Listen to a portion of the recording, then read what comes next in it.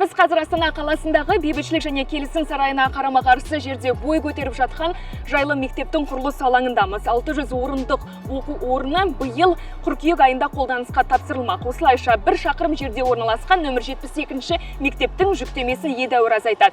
Қазір білім ошағында 4000-ға жуық бала білім алып жатыр. Олардың 800-ге жуығы жаңа мектепке ауысады деп күтілуде.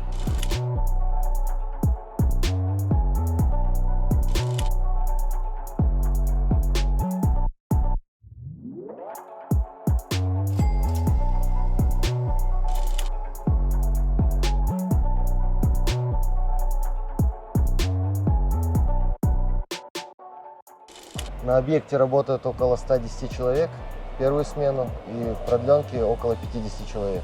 Во второй смене в основном работают сетевики, инженерные сети и отделочные работы.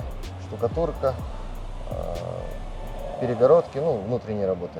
Монолитные работы завершены на 100%. На данный момент из наружных работ ведутся фасадные работы, также подготовка к благоустройству и к подведению наружных инженерных сетей.